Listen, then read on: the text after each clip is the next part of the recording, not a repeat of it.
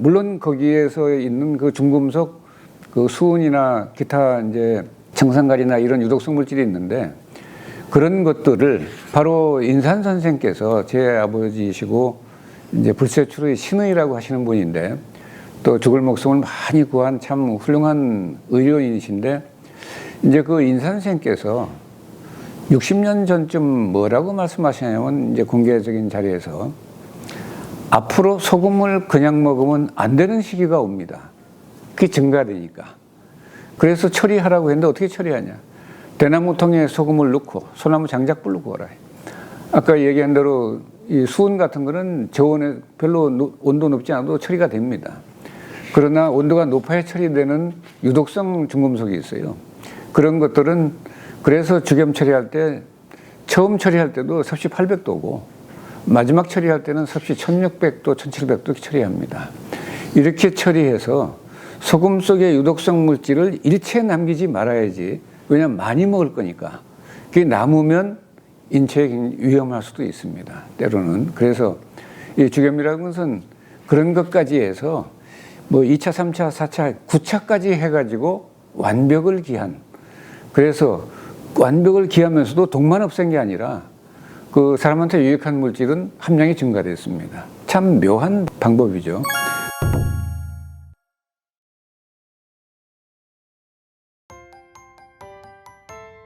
소금에 대한 오해, 소금에 대한 잘못된 인식이 전 세계적으로 확산한 계기가 소금을 잘 몰라서 그렇습니다.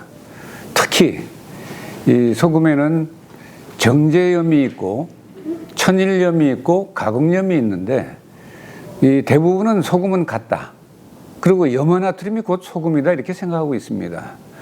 염화나트륨이라고 하는 것은 단일 분자의 물질로서 염소와 나트륨이 화합물이고 그 다음에 소금을 다른 말로 하려면 염화물이라고 합니다. 근데 거기 화합물에는 그 염소와 나트륨뿐만 아니라 칼륨, 칼슘, 마그네슘, 철, 구리, 인 이런 토속, 금속 원소들이 골고루 다량 함유되어 있어야 그것이 제대로 된 소금인데 지금 정제염은 그냥 거의 순수 NaCl입니다. 염화나트륨. 그 다음에 이제 제제염이 있고 가공염이 있는데 큰 차이는 없지만 이 천일염과 달리 이 다른 미네랄들이 충분히 들어있지 않기 때문에 그것은 인체에 들어가서 이 다른 역작용들을 일으킬 가능성이 아주 높습니다. 그래서 이유는 질이 좋은 소금을 먹어야 한다. 이게 뭐 최종 결론이죠. 근데 정제염은 순수 NaCl, 즉 99% 이상의 염화나트륨으로 구성되어 있습니다. 그 다음에 천일염의 경우에는 대표적으로 약 80 내지 85%가 염화나트륨이고 나머지는 칼륨, 칼슘, 마그네슘의 그런 미네랄들이 이 다른 것들을 차지하고 있습니다.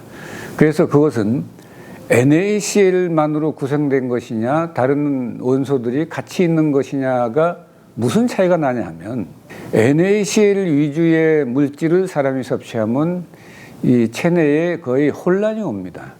그리고 대단히 위험한 일들이 많이 발생합니다. 즉 혈압도 오르고 위장도 헐고 또 비만이 오고 이런 것들이 오는데 그러니까 세상에서는 소금이 해로운 것이다 이렇게 인식을 했는데 소금이 해로운 것이 아니라 소금도 아닌 NaCl 즉 염화나트륨을 나라에서 정제염이라는 이름을 붙여서 전 국민이 먹도록 했기 때문에 문제가 된 겁니다. 그래서 이제는 소금을 바로 알아야 할 때고 특히 바로 알아서 소금을 충분히 쓰지 않으면 미네랄 결핍으로 굉장히 다른 건강에 악영향이 되는 일들이 잇따라 발생하게 됩니다. 그래서 소금을 제대로 좋은 소금을 골라 먹는 것도 지혜고 지혜롭게 그렇게 하지 않으면 자기 건강은 모르는 사이에 무너지게 됩니다. 그래 소금 하나만이라도 확실히 알아야 그래야 싱거운 놈 면하고 짭짤한 사람 됩니다. 그래서 이제 이 정제염은 염화나트륨 99%이기 때문에 주겸의 원료로 사용할 수가 없습니다. 왜? 100번 구워도 미네랄이 더 첨가될 게 없어요. 그러나 이 천일염의 경우에는 이 미네랄들이 천연 원소들이 90여 종이 있으니까 지구상에 존재하는 거의 모든 원소가 다 있다라고 볼 수가 있습니다. 그래서 그 좋은 우리나라 서해안 천일염, 그것이라야 되지 다른 데 천일염은 사용해봐야 정제염과 비슷합니다. 그래서 우리 황해소금, 황해안, 그러니까 거기는 아예 도 이름도 황해도 아닙니까? 그래서 그 황해라고 하는 것은 누런 바다라는 뜻인데 그게 토속 금속 원소가 가득 들어있다는 뜻입니다. 그래서 그 좋은 약소금을 가지고 이 대나무통에 넣어서 소나무로 굽다 보면 소금 속의 유독성 물질은 완벽하게 처리가 되고 그 다음에 소금 속의 유익한 물질들, 즉 황이라든지 칼륨이라든지 칼슘이라든지 이런 것들이 이 함량이 증가됩니다. 보통 2~3배 증가되는 게 많습니다. 그렇게 되면 이 건강의 적으로 알던 소금이 건강의 적이 아니라 이 건강을 회복시키고 암, 난치병을 물리치는 좋은 약이 된다.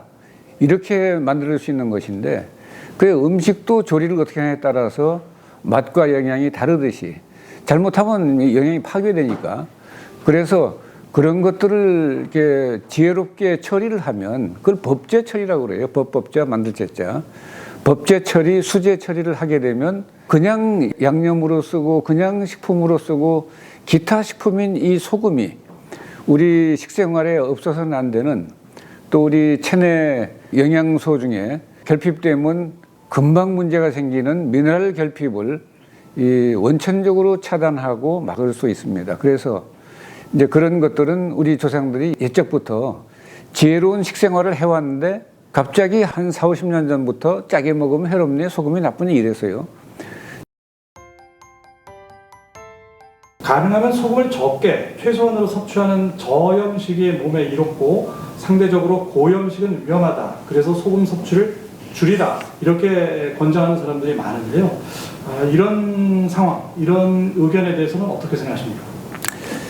이제 앞서 말씀드린 대로 소금에 대해서 올바른 인식이 안 돼 있기 때문에 그런 주장들이 나온 겁니다. 이게 물론 가설인데 그런데 이제 뭐 입증됐다라고 이렇게 말을 하지만 입증 자체도 그 제대로 된 입증이 아니고요. 그리고 소금을 또 제대로 선택하지 않아서 그런 결과가 반복적으로 나온 것일 뿐이고 그래서 이제 이 소금을 처리해서 죽염을 만들어 먹는 것이 우리 건강을 위해서는 굉장히 중요한 일입니다. 그런데 소금을 적게 먹으라고 하는 것은 건강에 해로운 물질이니까 적게 먹으라고 주장한 것이고 건강에 이로운 물질이라는 걸 알면 많이 먹어야죠. 그러나 이제 그거를 넘어서 적게 먹냐 많이 먹냐를 떠나서 만고불변의 법칙이 있습니다. 소금도 그렇고 다른 것도 그렇고 물도 그렇고 사람 몸에서 땡기는 만큼 먹고 더 안 땡기면 먹지 말아야 돼요. 밥 먹다가 물리면 숟가락 놓잖아요. 이 좋은 물질은 많이 먹어도 탈이 안 나지만 많이 먹을 필요는 없습니다. 그래서 사람 우리 몸에 필요한 양이 있으면 자꾸 땡겨요. 그리고 음식이 싱겁게 느껴지고 그래서 그런데 이제 그 몸이 더 안 받으려면 그게 짜게 느껴집니다. 그래서 내 몸에서 자연스럽게 필요량을 컨트롤하는데 내 몸에서 하는 말을 듣지 않고 자꾸 엉뚱한 얘기 싱거운 사람들 말 듣고는 소금을 적게 먹으니까 자기도 싱거운 사람 되고 건강도 해치고 이런 악순환이 반복이 되는 겁니다. 중국 동해안이 우리나라 서해입니다. 그런데 엄밀히 그냥 언뜻 보면 그게 맞는 말 같은데 엄밀히 따지면요.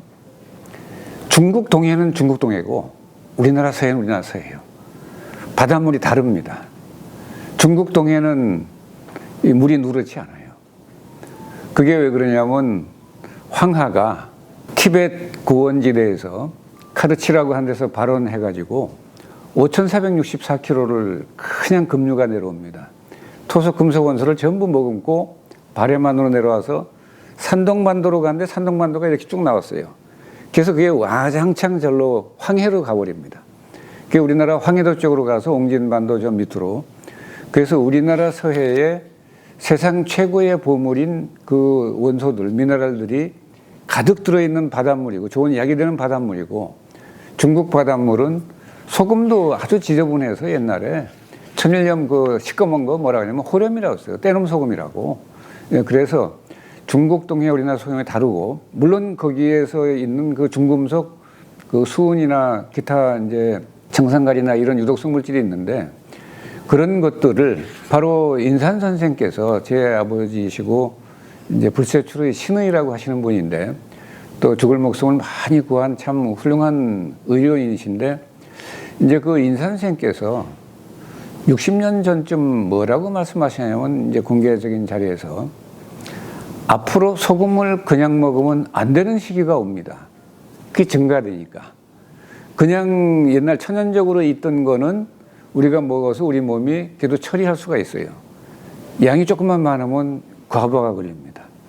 그래서 이제 40, 50년 뒤에는 소금을 그냥 먹으면 안 되는 시기가 옵니다. 그래서 처리하라고 했는데 어떻게 처리하냐. 대나무통에 소금을 넣고 소나무 장작불 넣고 오라.